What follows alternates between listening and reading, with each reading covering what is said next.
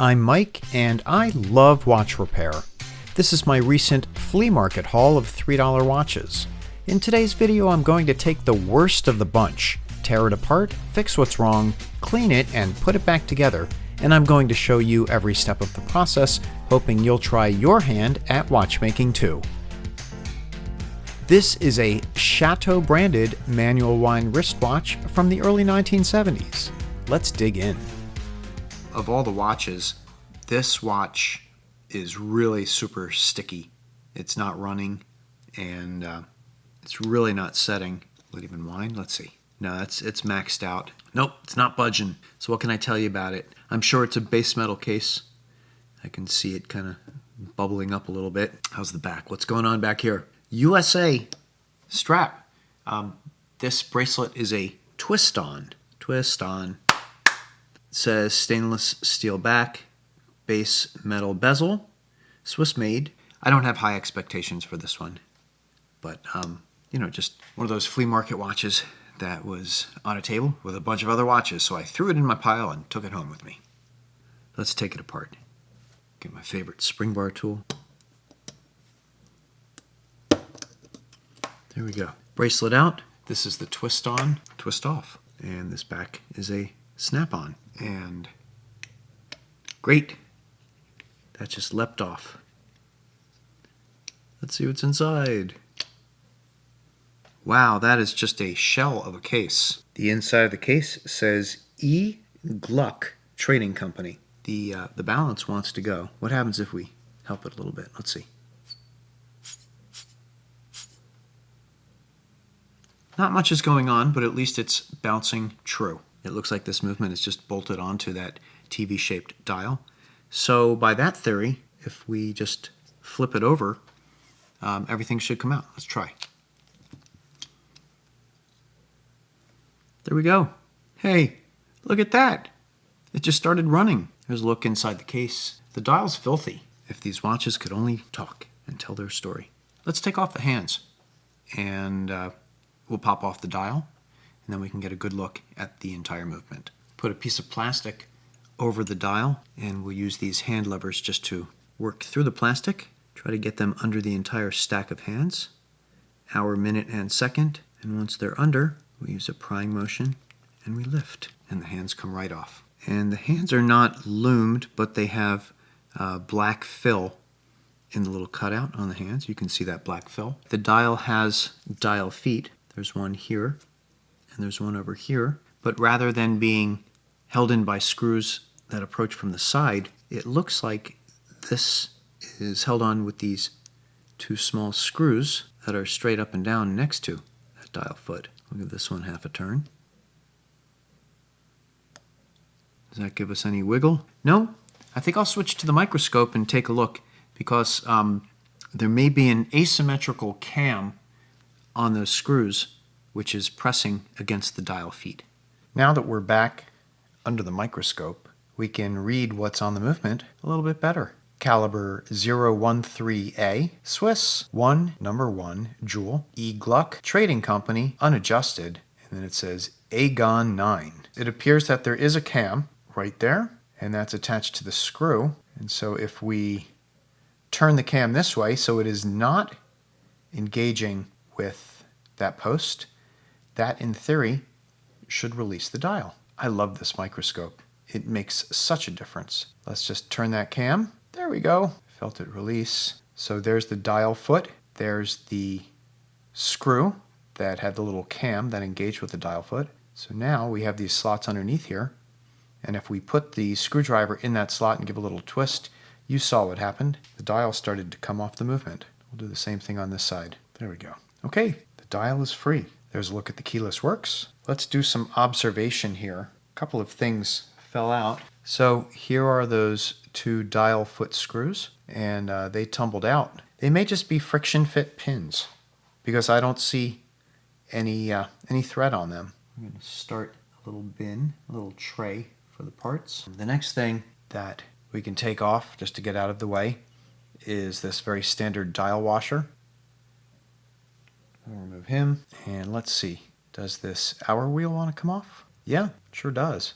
fact, it looked like that cannon pinion is volunteering itself as well. Take a look at the other side. He seems to have all of his teeth. Now, is this cannon pinion loose? Why, yes. See that? It's very loose. Just slipped off. This has a double gear. Well, we'll take a look at him later. That might be one piece. Looks like two, but it might be one. And we can take a look at the underside of the dial. Again, we have that weird oxidation, and there is a good look at the dial. Chateau Swiss made. So dirty. So let's take a look. Let's see what we can see. Well, the first thing I can see that's a little bit different on this watch. There is a completely wound mainspring in a barrel, and this barrel has no cover. The mainspring is right there, and here's the outside of the barrel. So that's something you don't see every day. Here's something you also don't see every day. It's an Inca block shock setting, but instead of a jewel, it looks like there's a little cap. The keyless works looks like a very standard layout. There's setting position, and that actually rotates very freely now that the hands are off. Let's go into the winding position. Okay, so it wants to turn. That mainspring is just all wound up. Let's see if we can get this wheel out of the way. Grab my Rodico on a stick here, and let's see if we can just lift him out. There we go, and he looks quite serviceable.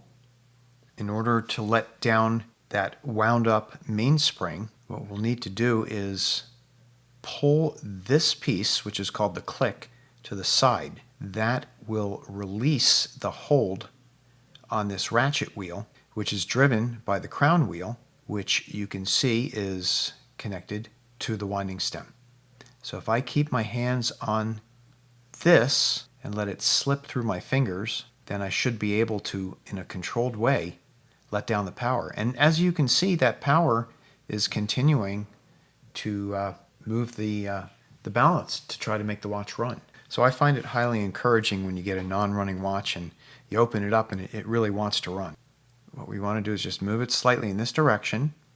We'll move the click out of the way. Can we clear it? Come on. There we go. Now with that out of the way, yeah. Oh, there's lots of power in that spring. Let's just let it down in a nice controlled way. Because if you let the mainspring down in a frantic way, if you just remove the click without easing it down, you can break parts. Just the shock traveling through the watch can be really bad. So in a nice controlled way until there's no more power left in that mainspring. There we are. I think we did it. Remember how we were able to see that mainspring all wound tightly around the center? Now you can see the mainspring in the outside of the barrel. This is the mainspring in its relaxed form. So that was successful.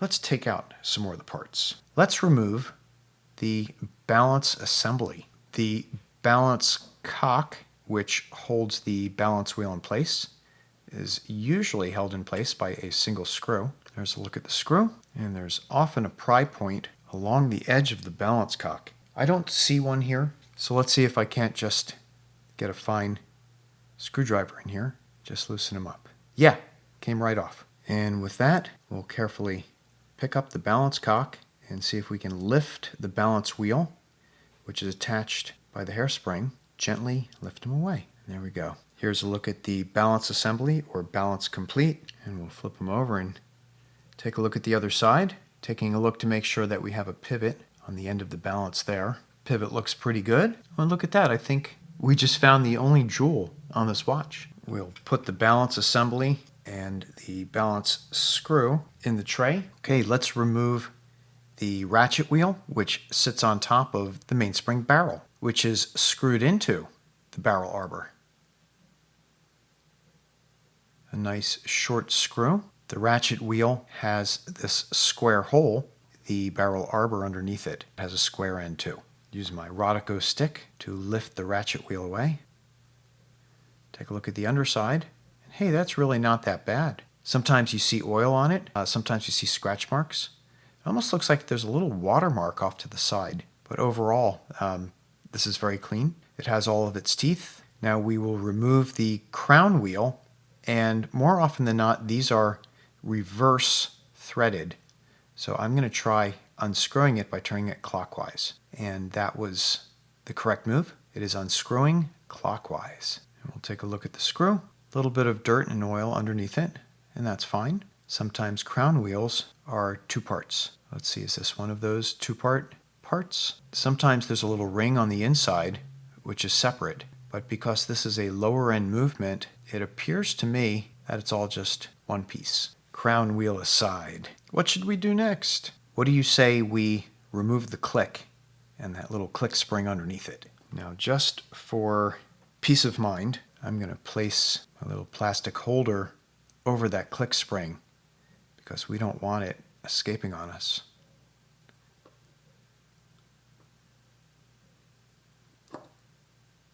Okay, and it's a good thing that we did because you could see that the click spring came up and out.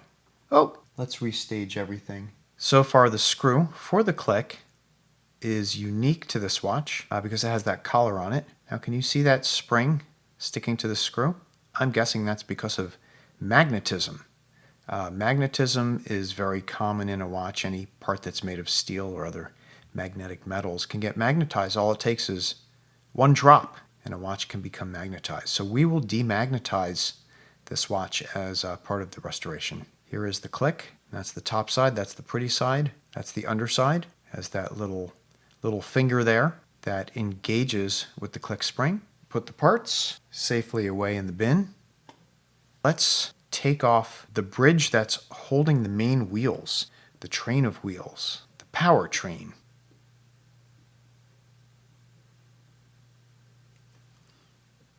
There's a look at the bridge screw, the second train wheel bridge screw, and now we can carefully lift away the train wheel bridge. Here's a look at the underside. Again, no jewels, just those little teeny tiny pivot holes. Let's take out this fourth wheel. It looks very clean. The escape wheel is out. How's the pivot look on the other side? Pivot on the top and the bottom look just fine. This fork, I believe, is what's called a pin pallet. And instead of having pallet stones, it has these two pins that engage back and forth with the escape wheel. So this is the first watch that I'm working on with a pin pallet instead of pallet stones. Let's get them out of the way. Pallet cock is held in place by a single screw. Here's a look at that screw, and he felt pretty loose. I think we can just lift him up, and it appears that he might be on a pin right here. So I don't want to bend, I don't want to skew him, especially because I don't want to damage the pivot on the pallet fork. So we just want to lift straight up. We do that, a little wiggle. There we go. Here's a look at the underside. So there's no jewel here. On higher end watches, you'll definitely see a jewel for the pivot on the pallet fork. We'll lift out the pallet fork, and you can see those pins that alternately engage with the escape wheel and advance the watch one click at a time. So now we're back to removing the bridge that holds down the mainspring barrel. There's the screw for the barrel bridge, and it looks remarkably similar to the screws for all the other bridges, which is nice. If you're trying to keep costs down making a watch movement, well then using the same screws in multiple places, that is a great way to keep costs down. Makes it easier for us watchmakers too. Keep track of things. Okay, let's look for some pry points. Now, as I'm looking for pry points, I find it interesting that the side of the mainspring barrel is actually grooved. And it looks like these grooves were part of cutting the little pinions which engage with the train of wheels. Okay, I don't see any obvious pry points. I can definitely get a screwdriver right here and use the barrel to push against just to see if it's loose. Yeah, and it appears to just be lifting off just very gently, and he's off. There's a full look at the solid part of the mainspring barrel. This is the underside of that barrel bridge. Simple but effective. Second wheel. Now he feels like he's under some tension here. Usually they just lift right out. Well, that's not holding him back. Is there something on the other side of the movement that's holding him in? Let's see.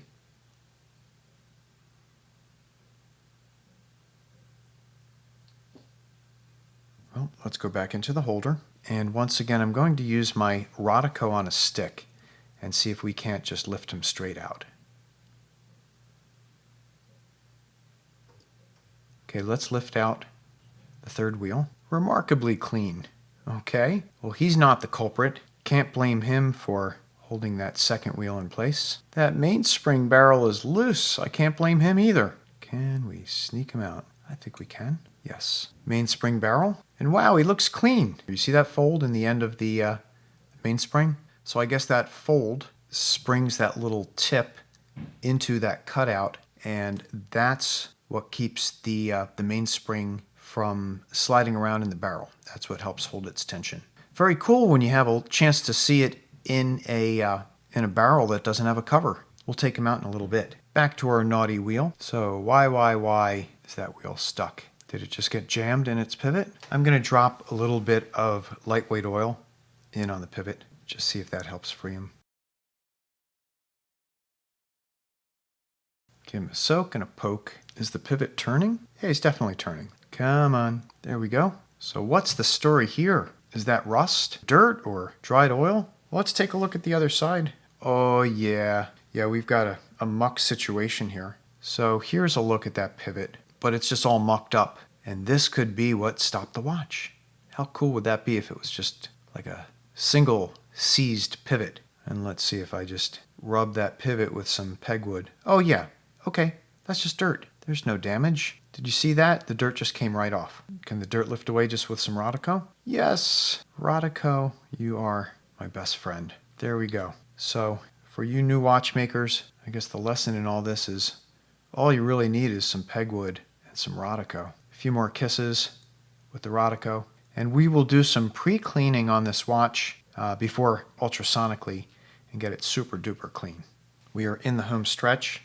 Let's take apart the keyless works that wind and set the watch. Now we have a setting lever. What would you call this? Looks like it does a few things. I can't tell yet if it is attached to the setting lever spring. It might be. Is this holding down the yoke? Perhaps it is. It's being held in by a single screw, and this plate should lift off, and it does. Top side, underside, and it looks pretty clean. Okay, and we have a setting pinion here. It's interesting that that's just floating and it's not on a post. So those posts are built into this setting lever plate. Again, this is probably one of those economy measures, so we can remove this free-floating setting pinion. Let's see, is it directional? Let's see the underside. It's looking pretty symmetrical, top to bottom. It's also looking pretty dry. Have you noticed the lack of oil in this watch? Okay, looking good. What else can we remove?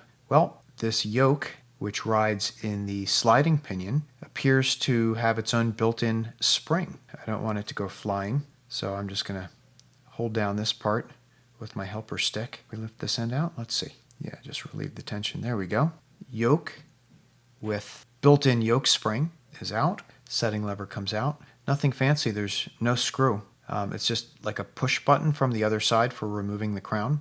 So here's your stem, which goes in and out and turns from side to side. This is the sliding clutch. The teeth on this side engage with that setting pinion here for setting the hands, and the sawtooth teeth on this side engage with the sawtooth teeth on this winding pinion, which winds the spring in the mainspring barrel. And when that slides there, you see it engages in one direction and it disengages when turned in the other direction. When we slide out the stem, I'll use my Rodico on a stick, because if I just pulled out the stem, chances are these parts would drop out the back. There's our winding stem, and if I lift straight up, there we go.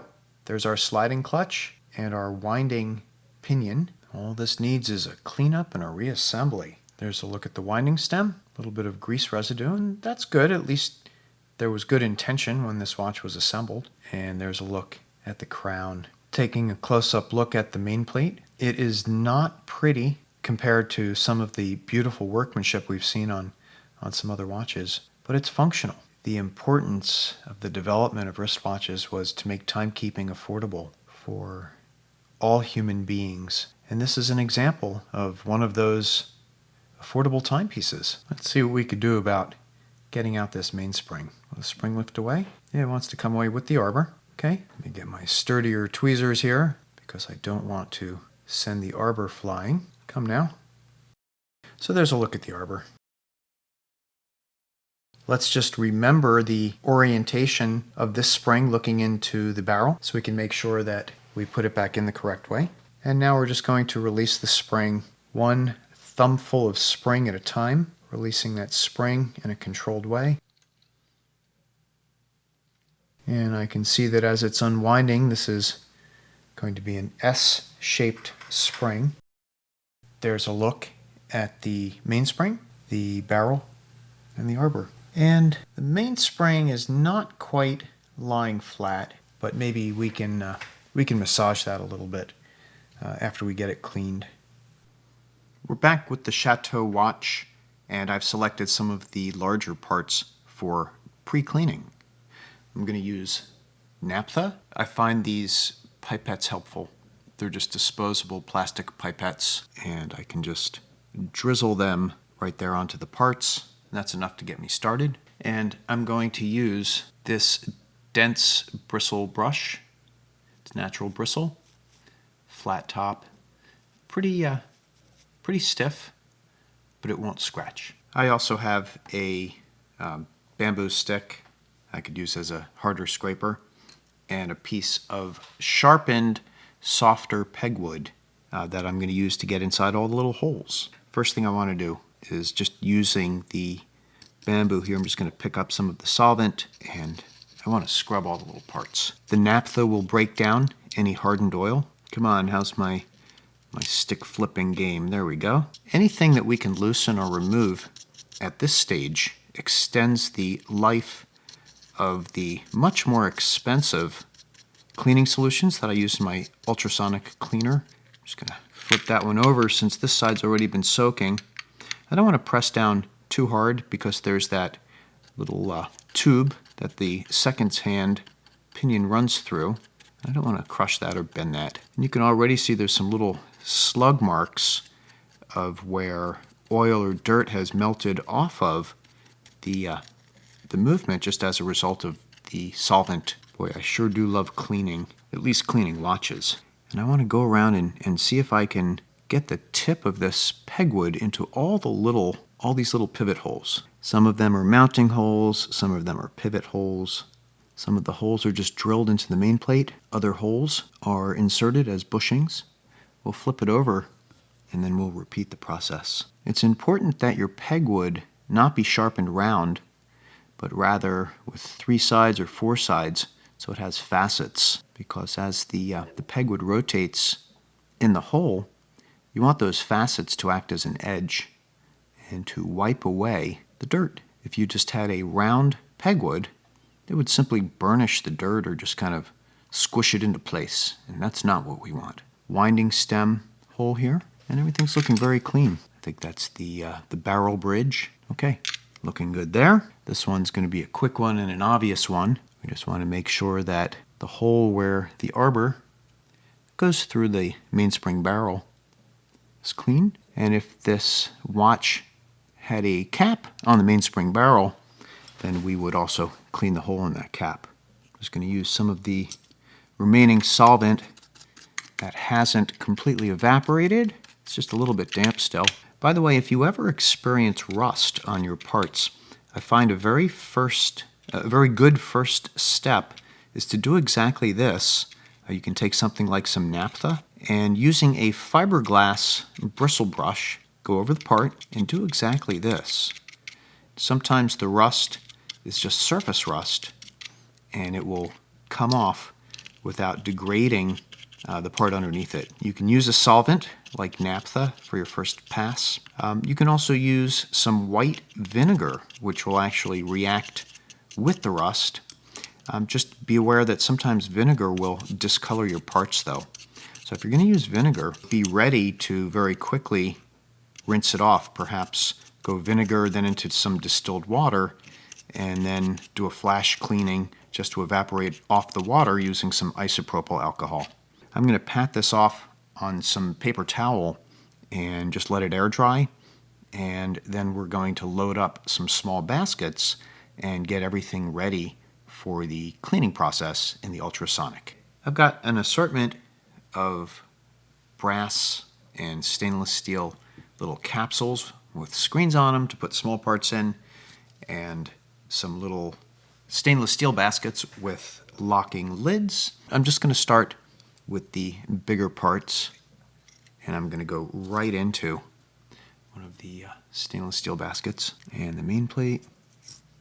Tell you what, before we run it through the wash, I think I'm going to reattach the balance to the main plate. So here's our balance complete.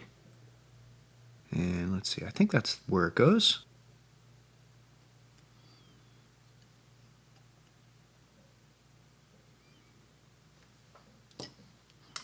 Just want to make sure it's still bouncing freely before tightening it down. Okay. I think we'll be okay if we place this balance side up in this cleaning basket. Anything else? Well, you know what? Here we go. Why don't we drop the winding crown and stem in there. Okay, this one's ready for the cleaner. We'll lock it, we'll set it aside. In this one, I'm going to put all of the heavier bits.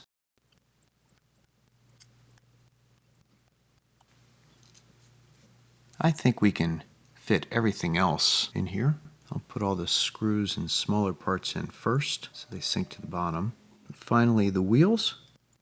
Some pallet forks have pallet stones, which are jewels, which are held in by shellac, and the heat can soften them. But since this one is a pin pallet, it gets washed. And then the only one I'm going to leave behind is this click spring, because he is such a fine wire, he can actually get caught in the little mesh of my baskets. So I'll wash him manually, no big deal. I'll also be cleaning the mainspring manually. We'll reuse him. And just as a reminder, we are also going to end up cleaning this dial as best we can. Hands look pretty good, but that dial's kind of mucky. Is mucky a word? Definitely a word when dealing with the used watch market. The parts are ready for cleaning. I'm going to use my ultrasonic cleaner. This is a 3-liter or 0.8 gallon ultrasonic cleaner, and in these ball jars I have L&R cleaner and then 2 consecutive bottles of the L&R rinse. I'm going to use hot tap water to bring the water level up. You don't want to exceed the capacity of water on the water line in your cleaner, and you also don't want to float your jars. First, I'll loosen the caps. And now I'm going to preheat to 48 degrees Celsius, which is a little less than 120 degrees Fahrenheit. Hot enough to clean, not hot enough to burn. Once the bath comes up to temperature, I'm going to remove the lids and run the ultrasonic just to off-gas the cleaners, and then one by one we will move the dippable baskets through the series of cleaner, rinse, and rinse. When the parts are clean, I'm going to distribute them in these glass Petri dishes, and then we will put them under our dryer with a screen to keep them from blowing away. That assures that there's no water spots and no rust. First batch of parts goes in the cleaner. Dump it in. Get the air bubbles out. We'll move this one to the rinse, and the next basket gets put into the cleaner. And this gets moved over to rinse too. Parts come out of rinse number 2, and we will sort them and dry them in just a moment.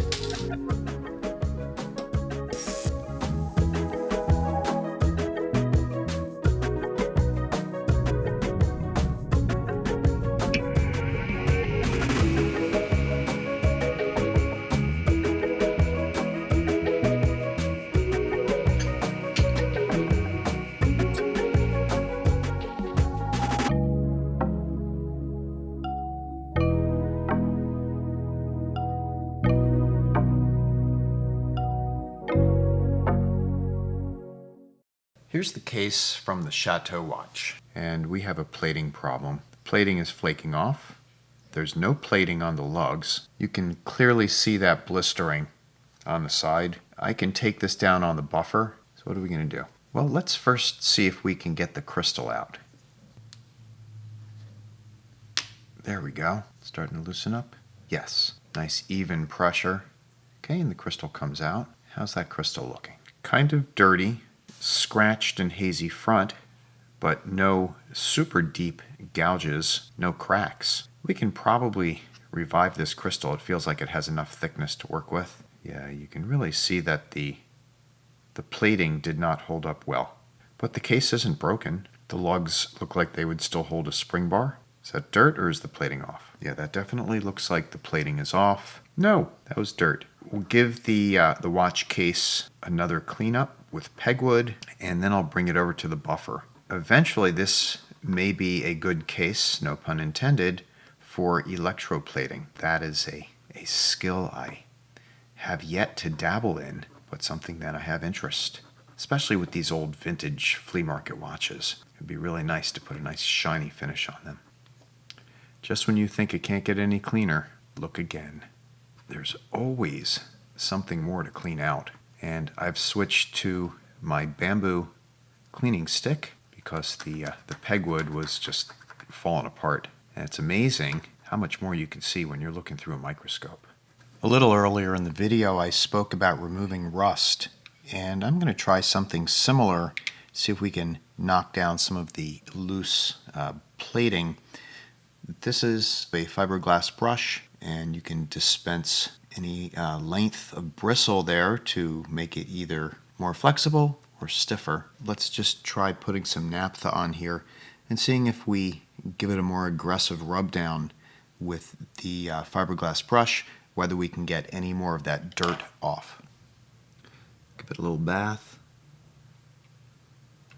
I'll probably want to hand hold this as I clean it. So I don't want to get my fingers in the naphtha, so I'm just going to put some finger cots on. This time, not to protect the parts, but to protect my fingers. I'm doing the inside first. It's good to do a surface if you're experimenting with a new process. Do a surface that you're not going to see. So in case there's some kind of catastrophic failure, it's easier to salvage than if it's on the outside in a really obvious part of the watch. And how are we looking? Let's see. Yeah, it's actually cleaning up pretty nicely now that we are using a solvent and a little bit more aggressive cleaning tool. My guess is that when we go to the buffer, it will remove a fair amount of the plating. How are we doing on top here? Let's go around this ledge where the crystal sits. Make sure that's good and clean. And I actually see that it is cleaning up. Very nice. Here, this is a nice dirty corner for you. And look how well the more abrasive brush does with the solvent. Get those lugs. This case is feeling like it's as clean as it's going to get. And while yes, I could just leave it alone, you guys know me by now. I can't just leave things alone. So I think I'm going to buff this, and it may just reduce to the base metal. But nonetheless, this may be a candidate for electroplating in the future. So let's just put a nice feel on it. And while I have the messy station out, figured I'd throw the back in there. Pick up some of the naphtha, work it in there. We'll spread out the solvent. Yeah, look at that delicious dirt soup. I wish cleaning the dial would be this simple, but we're going to treat that much more gently. I'm going to bring this to the sink and give everything, including the brush, a good rinse down, just with tap water. Back from giving the parts a quick rinse, and that's where we are with the case. Came a long way. Okay, let's see if we can clean up the edges of this crystal. I'm not using any solvent on this. Naphtha can be gentle on plastics, but I don't believe it's gentle on all plastics.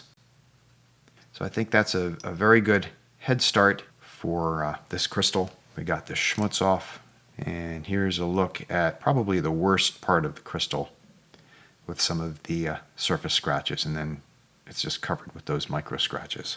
Take this to the sink with a toothbrush and some soapy water. I think we got the dirt out of all of the nooks and crannies. Let's refinish the crystal. I'm going to speed through this process. Here's my plan. we're going to take a lump of Rodico, stick that onto this watch part rest, and then we'll use sanding sticks. I'm going to go through all these grits, 400, 800, 1000, 2000, 3000, 5000. I'll be doing that wet sanding. This is Windex. And then once we're all done, I will apply Polywatch to take out all of the superfine micro scratches. So let's just jump in and let's get this done. Starting with the 400 grit sanding stick. Doesn't really need to be done under the microscope, but may as well. I'm just going to be focusing on the top surface, the optical surface. And the idea of wet sanding is that the liquid carries away the pieces of plastic or material that you're sanding off, so it doesn't just gop up and clog your sanding stick or sandpaper, whatever you're using to sand with. And it starts to look worse before it will start to look better. Let's see if we can see any major imperfections now. See what's going on there? A little ridge right along the edges there, where the sanding stick, I guess, is rolling off to the side of the crystal. So I suppose if we really wanted to get in there, this is where the microscope is helpful. And the other thing that a light sanding does for an acrylic crystal is it removes the top layer, which very often oxidizes. And that's why you will see acrylic crystals turning yellow. It's just a reaction to the ultraviolet light. It looks pretty even. We'll move on to the next grit, 800 grit. That was 800, and what we're going for is a uniform milky look. Let's go to 1000, 2000, 3000, and let's just wipe it off. Final grit with the polishing sticks.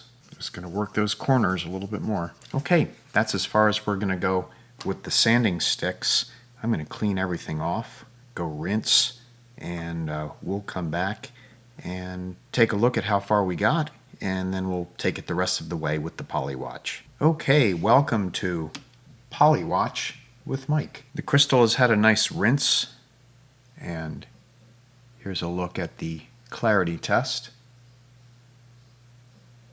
So let's see how far the Polywatch can get us. T-shirt fabric, just put a dollop or two right there. This is not high science, this is just polishing.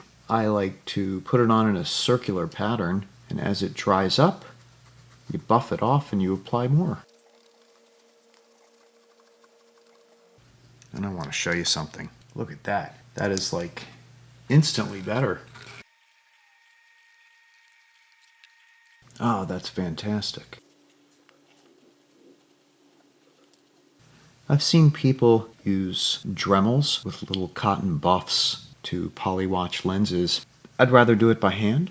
The problem with using a Dremel is if you aren't constantly moving around, you can burn or melt the acrylic very easily. And you're not going to melt the crystal by hand polishing. Now this sets high expectations to get that dial looking good. Because right now that dial was looking kind of grody.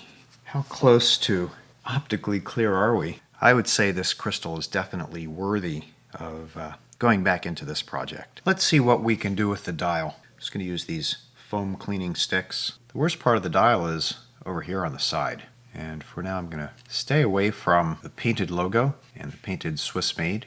See if we can get some of this dirt up around the edges. I'm going to start with distilled water on this little foam cleaning pad. And I'm pretty sure this is just a brushed metal dial. So I don't think there's a finish on the dial that's going to come off. So I'll just start off between the 8 and the 9, and we'll see what effect, if any, we have on getting this dial cleaner. We may need a solvent or a surfactant, some kind of cleanser, to get through whatever that muck might be. Try a little bit more water because this dial seems fairly waterproof. Just kind of let it soak in, extending to a slightly bigger area. And I don't see that we are making that much of a difference. But let's see if anything comes off on the paper towel. No, not really. But it does embolden me to go on and try something a little bit more aggressive.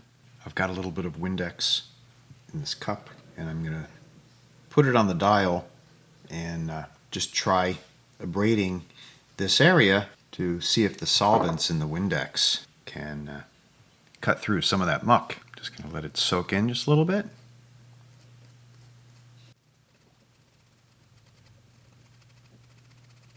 All right, let's wipe that away and see how we're doing. Okay, well, I think that's a step in the right direction. I'll keep working that area and we'll see how far we can get. And what I think I'll do is I'll just go around here and just apply a light coating to the dirtiest parts, see if we can dissolve some of the greases or whatever that grime is. I'll do my best to stay away from the logo. Yeah, and I actually see some of those pieces of dirt coming away. So I don't know how thorough this treatment is going to be, but it is doing some good. I'm going to try just a little bit of isopropyl alcohol right here on the tip of this pegwood. Okay, where's my IPA? Oh, geez, look at that. I had it right in front of me the whole time. Soak some of that IPA into my pegwood, kind of like I'm making a magic marker. See if it doesn't soften whatever this muck is. It looks like the gunk is coming up and it's not affecting the finish. I don't want to be too aggressive on that marker. Just wipe it off with a little bit of water and a blot of some towel. And I do think that's making a difference. I'm going to work this method in various other parts of the dial, and I'll check back with you when I'm done.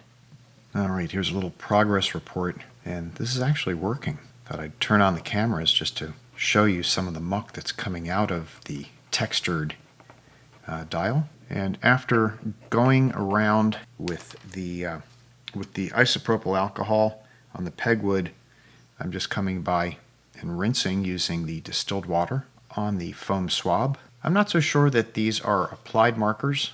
I don't see any marks on the back that indicate that they're applied. It may just be stamped or machined into this metal, which means you can be a little bit more aggressive because you're not going to snag and pull off any of those indices. What do you think? I think it looks better. I'm pleased with how clean it got, and I feel like I'm at that stage where if I kept on going, I might cause some damage. Now, while it's still on this little platform, this is a cleaner and it has a microfiber tip, and I'm just going to use it to see if I can shine up the indices a little bit. Being careful not to press too hard and remove the paint, the word Chateau or Swiss made.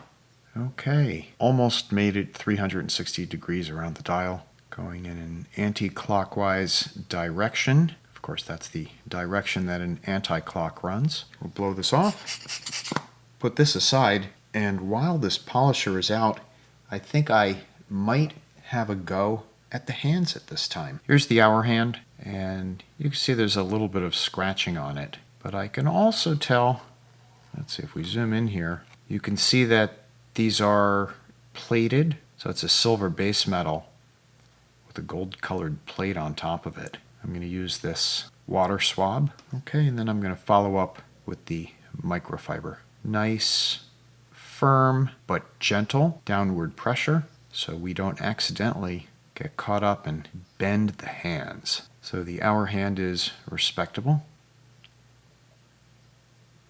And we'll find an appropriately sized hole for the minute hand. And just by dropping him into the hole, it keeps him from sliding around. Looks like this is in about the same condition. So the second hand has a little post on it. So we'll just drop that into the smallest hole on our staking block. I'll use my pegwood just to hold them down. And this is just distilled water. Bring in our little polishing buff here, working from the center out so we don't buckle the hand. Tuck him away for later.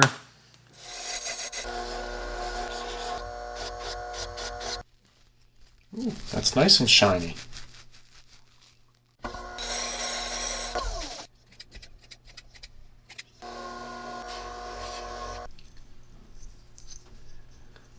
I think we're done with the back, and I'll just put some brushing back in it, but we got a really nice shine around all the edges. Let's see what we can do with this. I'm going to try the more aggressive wheel here and see if that can't smooth out some of those bumps. Let's see what happens.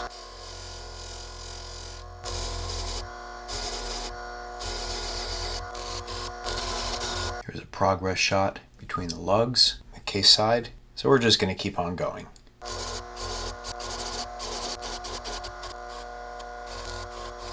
All right, we're in the home stretch. Everything is looking very silvery, not gold, just the inside where I can't reach. So I'm going to use this light brown polish on this side and just try to get a little bit more luster on this.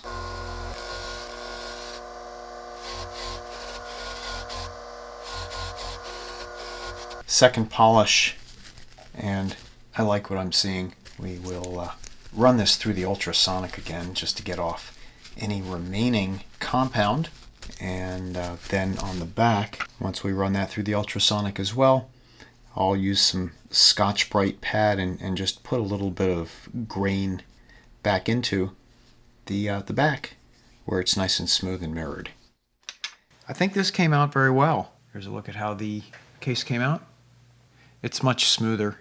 It doesn't have all those bumps. It also doesn't have that gold. So a little bit of a facelift for this watch. We're going to put some texture on that case back. Before we do, I'm going to mask these edges to keep the edges shiny. I'm going to put some heat tape on the back of the watch, and this is just a thin film tape. And I want to try to match that curve. It's not very stretchy, if you will.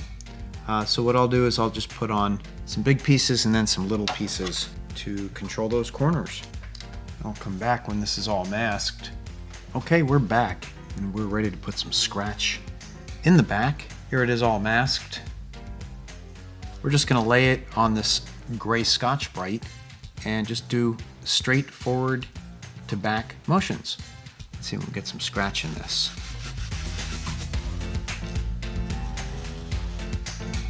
Just go one direction here. A couple more.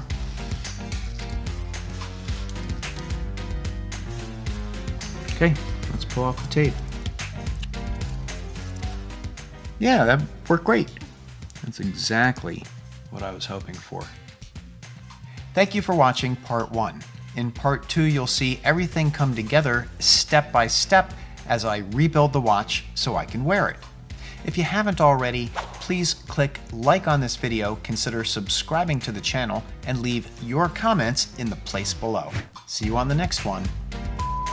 Was I in focus? Did I sound good? Am I centered? Oh, so much to think about. All right, did I hit record? Did I hit record?